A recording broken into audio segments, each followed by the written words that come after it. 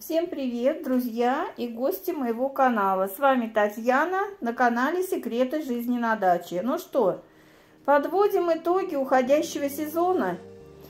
Значит, низкорослые сортовые томаты, которые можно сажать и в открытом грунте, и в теплице. Вот выбрала самые лучшие, которые сажала я, и расскажу, значит, какие мне понравились, какие не очень, какие где сажала и буду ли как бы сажать дальше. Но это еще, конечно, вопрос времени. Я еще для себя окончательно не решила. Ну вот хочу начать с томата. Монгольский карлик. Агрофирма Аэлита. Для открытого грунта томатик. Очень мне понравился. Хороший томат, вкусный, урожайный. На кусту у меня было, я считала, показывала вам, обзор делала, 50 и больше томатов. Но я его немножко посанковала, нижние веточки, нижние пасынки я обрезала. И томат стелющийся лежал на земле, но на земле ему лежать нельзя. Некоторые пишут, что самый первый заболел фитофторой. Я под него показывала, клала коробочку, вырезала дырку и, значит, его раскладывала на картонной коробке, чтобы не касался он земли. Лето было у нас хорошее, жаркое, фитофторы не было ни на каких томатах, поэтому монгольский карлик отдал весь свой урожай очень рано. Он ранний, очень мне понравился, или от того, что была хорошая погода. В общем, томатиком я довольна. Буду ли сажать или нет, пока я еще для себя не решила. Значит, ну что, тут можно ничего не читать, я все рассказала. То есть это томатик низкорослый, в открытом грунте 30 сантиметров, раскладывается на полметра он, не на метр, как говорят. И здесь пишут 40-50 сантиметров, и у меня он также и был. Хороший, вкусный, сладкий, урожайный томатик. Кто не сажал, попробуйте. Томат дрова. Когда я делала обзор, когда купила, мне писали, что жесткий, невкусный. А вы знаете, мне понравился. Он лёжкий, крепкий такой томат, хороший, средне-ранний, очень хороший засолки. Детям моим понравился. Значит, что мы еще с ним делали? Вялили, кушали в свежем виде.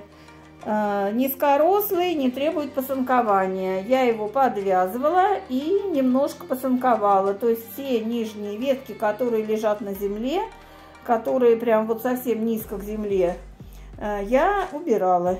Не давала я. Мне так неудобно. Так, следующий томат челнок. Очень хороший, классический, урожайный томатик, обалденный. Тоже для засолки и для свежего вида. Очень хороший, урожайный. Прям усыпенный был. Но вот с этим томатом челнок у меня были... Значит, что там было? Вершинная гниль. Вершинка была. Да, я увидела несколько томатиков. 3, 4, 5. У меня сидело сколько-то кустиков. 3 или 4, немного. И вот на всех этих кустиках я набрала, значит, томатики с вершинкой. Увидела. Обработала кальциевой селитрой. И под корень, и по листу. И потом еще развела золу, гашеную уксусом, все проливала несколько дней подряд. В общем, не ждала, когда пройдет неделя, а каждый день или через день 2-3 раза я поливала под куст золой. Вот, ну, гашеной уксусом золой, чтобы больше выделялось кальция и чтобы томатик все, больше у меня вершинки не было.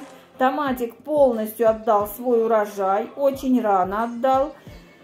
В общем, крепкие, вкусные, хорошие томаты. и в свежем виде, и для засолки. Мариновали мы, и то же самое вялили, то есть такие хорошие, мясистые, не жидкие, хорошие томаты. Значит, следующий, мой любимый томат Санька. Очень урожайный, раннеспелый. Для открытого грунта так и пишет производитель, ультра-скороспелый. Вот я для себя написала 79-85 дней.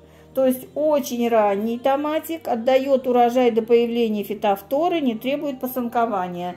Тоже пасынковала нижние пасынки, убирала и подвязывала, чтобы он не лежал на земле. Томатик Санька – это просто беспроигрышный вариант для открытого грунта, низкорослый, очень урожайный, томатики кругленькие, тоже и для свежего потребления. В общем, лето было солнечное. Если вы посадите томаты на хорошем таком освещенном солнечном месте и хорошо заправите грядки и будете их поливать и подкармливать той же золой, томаты будут все сладкие. Я не верю, когда говорят томат кислый. У меня не было ни одного томата кислого. Фитофтора устойчивый. Сажаю его всегда, из года в год. Для открытого грунта, компактный, не требует подвязки и пасынкования, урожайный и ранний. И подвязываю, и пасынкую. Урожайный, хороший, вкусный, мясистый.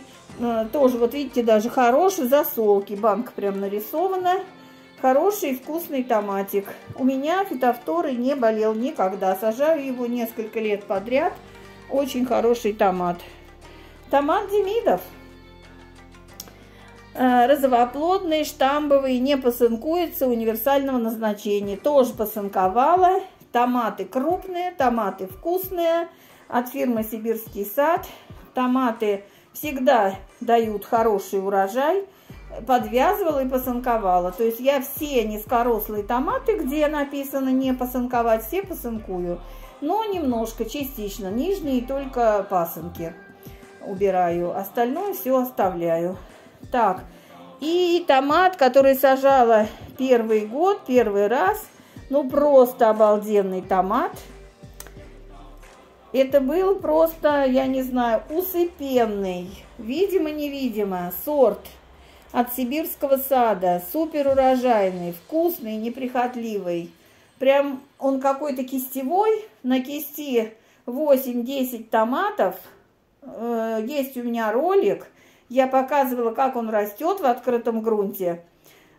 Просто была очень довольна. Очень восхищал меня этот томатик. Видимо-невидимо. Взяла свои семена. Очень хороший томат. Мне понравился. Отличный сибирский урожайный сорт для открытого грунта и пленочных теплиц. Да, 2 томата у меня росли в теплице. То же самое. Немножко выше были, чем в открытом грунте. Но урожай прям необыкновенный. Действительно, видимо-невидимо. И в теплице очень рано начали они спеть, краснеть. Очень рано мы стали кушать томатики в теплице. Так, все томаты высевала в середине марта. Высаживала в начале мая в теплицу, в середине мая в грунт, в грядку, под укрывной. Потом укрывной, когда уже погода устаканилась, когда уже не было угрозы возвратных заморозков, значит, томатики укрывной сняла и росли уже сами в грядке. Вот сколько? Раз, два, три, четыре, пять, шесть, 7 отличных сортовых низкорослых томатов. И в открытом грунте можно сажать, и в пленочных укрытиях, в теплицах, то есть у кого что есть. Все, подписывайтесь, ставьте лайки, пишите комментарии. Всем пока!